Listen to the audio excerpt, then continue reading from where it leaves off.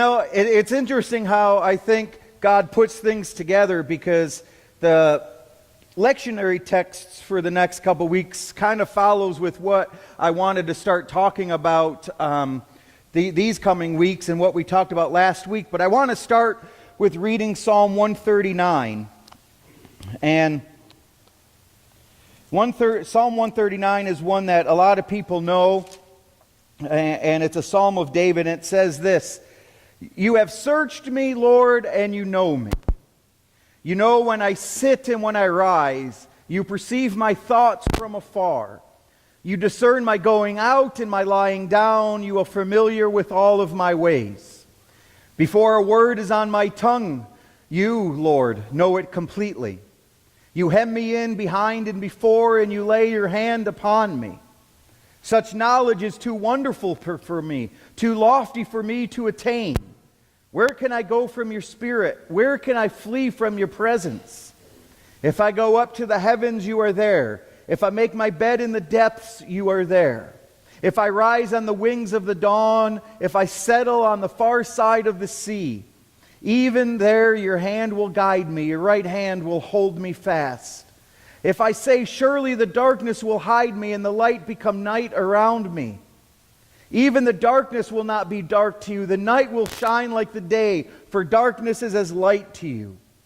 For you created my inmost being. You knit me together in my mother's womb. I praise you because I am fearfully and wonderfully made. Your works are wonderful. I know that full well. My frame was not hidden from you when I was made in the secret place, when I was woven together in the depths of the earth. Your eyes saw my unformed body. All the days ordained for me were written in your book before one of them came to be. How precious to me are your thoughts, God. How vast is the sum of them. Were I to count them, they would outnumber the grains of sand. When I awake, I am still with you. If only you, God, would slay the wicked. Away from me, you who are bloodthirsty. They speak of you with evil intent. Your adversaries misuse your name. Do I not hate those who hate you, Lord, and abhor those who are in rebellion against you? I have nothing but hatred for them. I count them my enemies. Search me, God, and know my heart. Test me and know my anxious thoughts. See if there is any offensive way in me, and lead me in the way everlasting." So that psalm this morning, and Rhonda shared this picture with me that she knew about, that I did not know about, of God knitting together our DNA, which I thought was kind of neat. But this psalm is both tough and comforting.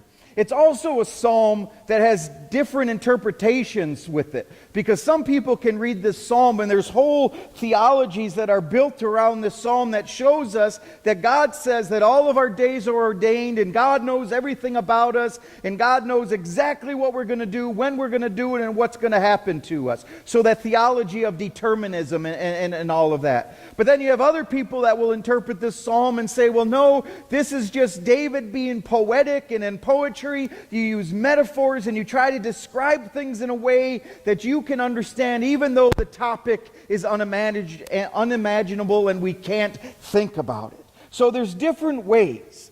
And it's also a tough and comforting psalm because we know that God knows us. We are being reminded that we are God's. So last week I talked about being a welcoming church. I talked about trying to figure out who we are and our identity. And I think that this fits with it, because before we can go on, before we can understand where we want to go, we have to understand a basic concept of whose we are and why we are called to do what we are called. So this psalm kind of points us to a beginning, a starting point that says, this is who you are, remember it. There's a reason why this psalm is a powerful psalm on either side of that theological spectrum. And then next week, the lectionary text is something that we all love to talk about, and that is sin. So we'll talk about why sin matters too. Because I said some things last week where people, have asked questions, say, can you clarify this a little bit? Because I think I agree with it, but I don't know exactly where you're going with that. So that's what we'll talk about next week. So first we're going to talk about whose we are and what we're supposed to be about, and then why sin matters. But again, privacy is a big deal for us. I mean, I don't know how long ago, maybe because of the internet, if you see every day shows for identity theft and all of these things, and we want to be private people, and we don't want to show all our cards to everybody, because if they knew the truth about us, or if they knew everything that there was to know about us, maybe they wouldn't like us anymore, and we just don't want all of that. But at the same time, part of us does want to be known by somebody. We do want to belong and have somebody in our life that knows us so intimately that they know us better than ourselves. Often that's a spouse or a sibling or something like that, but you long for that. Or a best friend where you can share anything you want with them because you know they will not judge you, they will not think of you differently, and they can help you see what you are talking about. But sometimes we want somebody to be like that, and other times we say, leave me alone, I'm going to close out the world, and I don't want anybody to know what is going on here. So David in this psalm, again, is being poetic and letting us know that God knows us, that God is with us, that we cannot go anywhere in this world or within ourselves that God is not. So it is comforting to say, yes, God knows who I am. There is nothing that can be hidden from God, and God is going to try to make me a better person. And then there's kind of fear too, saying, you mean God knows what I did when I closed the door last night and hid? God knows what I did last night when I was with so-and-so. Or, you have those moments in your head where you're like, wow, so if God really does know me, what has God seen? And that's not necessarily the point of this, is to put God over you, pointing a finger saying, God, John, I'm looking at everything you are doing. The point of this psalm, the poetic imagination of this psalm, is for David to say, God knows you. You can't run away from God. You can't run away from yourself. And I'm not sure who said it, or who quoted it, but there's a quote, a famous quote that says, wherever you go, there you are. Meaning you can't run from yourself. And a lot of people try to start over, especially when they deal with death or they deal with a change in their life. They say, I'm going to run away as fast as I can. And what we do is we just bring our problems with us.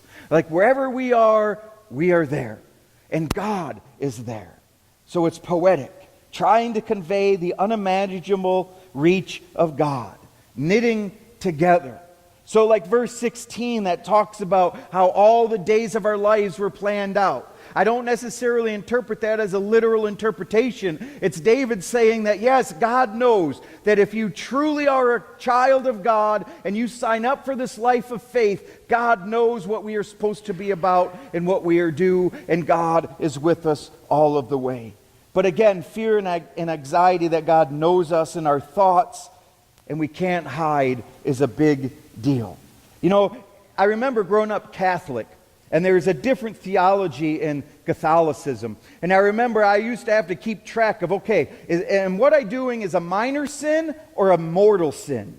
Because, if it's a minor sin, I could probably get away with it. But if it's a mortal sin, I better not die before confession or I'm going to hell.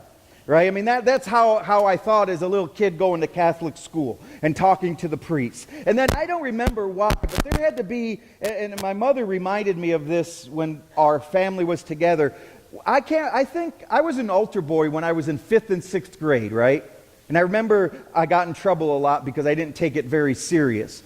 But I remember this one priest, I can't remember his name, but he tried to convince me that I had to wear a scapula. And I don't know how many people in here know what a scapula is, but it's basically just a little string necklace, and on it is a picture of a saint, right? So you wear it kind of as a necklace. But this priest decided or tried to convince me that if I don't have that on and something bad happens to me, something bad or worse is going to happen. I was going to about say badder, which is not a word, okay? Right? But if I didn't, so for about 6 months I was paranoid, and I told my mom, I got to wear this because if I die and I don't have this on, I'm going to hell, and I don't want to go to hell. I have a lot of problems already. So, so I wore this until I realized that's really not what the point of this whole thing is. The point here of this psalm, the point of why people wear things, the point of, this ring that I wear is to remind us that we are God's and we are called to be better. that we are called to make decisions that are based upon what God wants and to bring people to God. So when God knows me, so it's like my wife probably knows me better than anybody else, better than myself sometimes, and she has to remind me, John, that's not who you are. That's not what you're supposed to be about. You're supposed to be better. You're supposed to be this way. And that's how I read this psalm, where God's saying, yes, I know you. And yes, I wove you together and knitted you together, and you are who you are for a reason. And one of those reasons is to be better and to live a life above. That's why next week we're going to talk about that sin really does matter. That even though we may have made sin into something that it might not fully be, there's a reason why God says there are things that we should not be about, because it detracts from what you are supposed to be. And it will not make you better. It will make you less than. So that is a big deal. We are called to be better, called to live lives above, calling us to realize who we belong to and what we belong to. And it's not, again, it's not to make us feel guilty. It's not to say, well, God's up there holding his finger and saying, John messed up here, here, here. That's not what it is. It's supposed to give us peace. It's supposed to give me peace to say, God knows me and knows that I can be better than this, and knows that I can overcome this, and knows that if I do this, other people may walk and be led, but I have to realize that first. You know, one of the deep existential questions, maybe even a theological question that we ask ourselves all of the time is, who am I? What am I supposed to be about? Or sometimes when you go down that rabbit hole in your head and you start thinking and you're like, how in the world do I even know who I am or be conscious? We ask those deep questions sometimes, but who am I? So David is reminding us again, and I know I keep repeating it, but it's important. Who am I? God's. Why am I here? God. What am I supposed to do? Well, I'm not 100% sure, but I know God's going to help me figure it out. And the people that God puts in my life are going to help me figure it out. And even though I don't know exactly what it is 100%, I know part of it is that I am God's and I'm supposed to be better. And I'm supposed to live a life that is connected and inseparable from God. Because that's another point of this psalm, is that David is telling us that God and us are so intertwined that we cannot separate ourselves from God. Even though we may think we are, and even though there are theologies that say, well, you can be apart from God, in this psalm, and there's other parts of the Bible that show us that us and God are intertwined and so tied up together, you can never separate yourself from God, no matter where you go. And God helps us stay true, just like those people. You are better than this. You are mine. Be different. Take your faith serious. That's a big thing. In the last couple months, I kept saying, thinking about people on all the different parts of the spectrum theologically or politically or however you want to word that, all of us, even though we may disagree with each other, take our faith and take our life serious enough that we take stands on things. So how can we do that and still be faithful to who God is calling us to be and be better and do that? Another comfort in this psalm is the realization that our lives in God, again, knitted together. We are never alone. There is never a place where we can go apart from God. We are never separated. There are times, and I'm starting to realize this, there are times where I feel disconnected from God. There's times where I feel like God is not with me. But that's really not the case. The case is I'm ignoring the presence of God within me. I am not paying attention to the voice of God within me. And we do it all of the time in our conversations. I don't know about you, but I do this constantly. Like last night we had some friends over and we were watching television and we were just talking. And somehow Eden came in the room and she's eating, for some reason she's got this disgusting habit of eating SpaghettiOs right out of the can. Like, doesn't heat it up, just gets a spoon and eats it. And it's disgusting. Is that me that keeps... Is it my beard? Okay. Anyway, she was eating these SpaghettiOs. So we end up having this conversation, And there was a thing online, I don't know if anybody saw it, but somebody decided to pour SpaghettiOs and make SpaghettiO popsicles, right? Again, only in America, right? So they were talking about this. Well, I was zoned out. And they had this entire conversation. And as soon as their conversation was over, like 5 seconds later, I'm like, did you guys see online where they made SpaghettiO popsicles? And all of them were like, we just had this conversation. But so I was not disconnected from them, but I was not paying attention, and I didn't realize they were talking about it. I do that with God all of the time, and I can say, you know what, God, you weren't there. Where were you? Why are you leaving me? All of these things. And then I realized, oh yeah, I wasn't paying attention, or I ignored you, or I wanted to sin and I didn't want to have to pay attention to you. So we are, as much as we want to say God leaves or we are not with God, that is a lie. We are connected all of the time. It's whether or not I want to be better and be connected and realize that God is there with me. Because that is what God is saying. And in verse 18 in that passage, God is here. I am with you. You are never alone. And I kept thinking about Christ on the cross. Because one of the 7 statements that Christ made when he was on the cross was, my God, why have you forsaken me? And throughout history, some theologians and scholars will say this is the point. This is the point where God turned God's back upon Jesus because God couldn't look at sin, and Jesus was truly alone for that moment. And well, I don't know the whole answer to that because I wasn't on the cross with Jesus. There's other scholars and other theologians that will say, well, maybe that was a small part of it, but Jesus was never apart from God. And Jesus knew that even though he yelled, my God, why have you forsaken me? And the powerful part about this is, I don't know how many of you are aware of this, but when Jesus said that, he's quoting a psalm. He's quoting one of David's psalms, Psalm 22.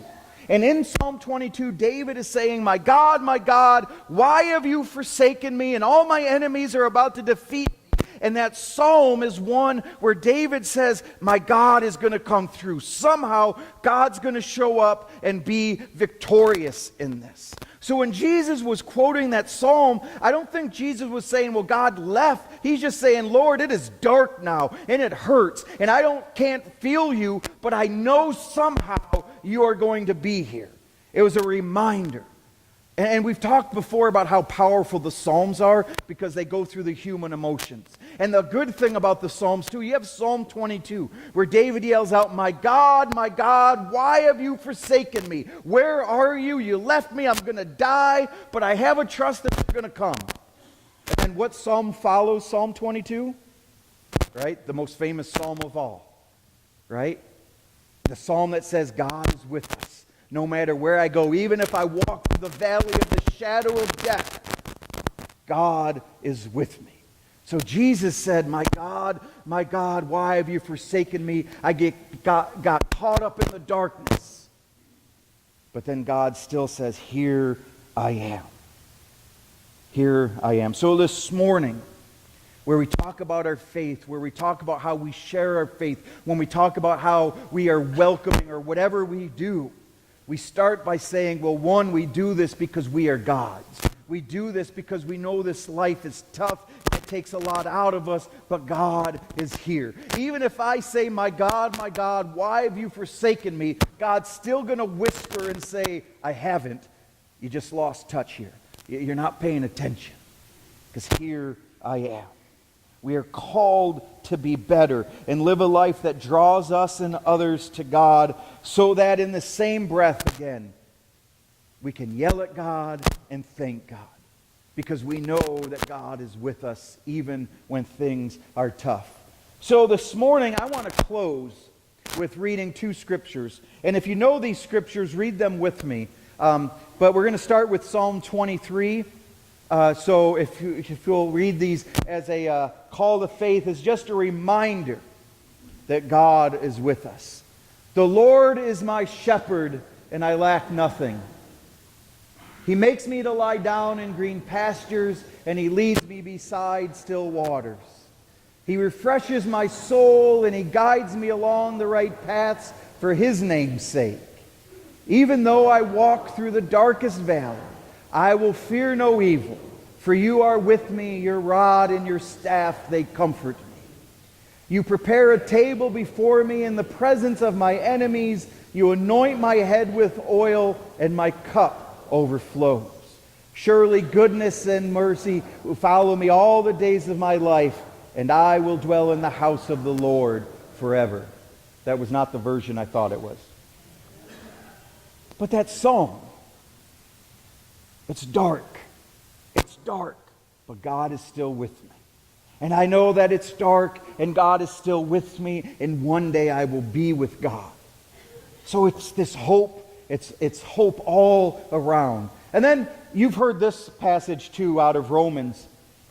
And I read this a lot at funerals, and it's one of my favorite passages. It's Romans 8:31 through 39, and it says, "What then shall we say in response to these things? If God is for us, who can be against us? He who did not spare his own Son, but gave him up for all, how will he not also along with him graciously give us all things? Who will bring any charge against those whom God has chosen? It is God who justifies. Who then is the one who condemns? No one. Christ Jesus, who died, more than that, who was raised to life, is at the right hand of God and is also interceding for us. Who shall separate us from the love of Christ? Shall trouble or hardship or persecution or famine or nakedness or danger or sword? For as it is written, for your sake we face death all day long. We are considered as sheep to be slaughtered. But no, in all of these things we are more than conquerors through him who loved us. For I am convinced that neither death nor life, neither angels nor demons, neither the present nor the future, nor any powers, neither height nor depth, nor anything else in all of creation will be able to separate us from the love of God that is in Christ Jesus our Lord." I love that, because Paul echoes David in the Psalms. And Paul says, there is nothing in this world, not death, not life, not anything, that can ever separate you from God. That's why we are here. That's why we try to be better. That is why we have a hope that says even though we are crushed sometimes, God is still there to breathe life into us. So as we continue our journeys, may we remember that nothing separates us from God, that we are God's, that we are called to live a life above, and we are called to bring people with us because God is with us. And so one final time this morning, all of God's people said,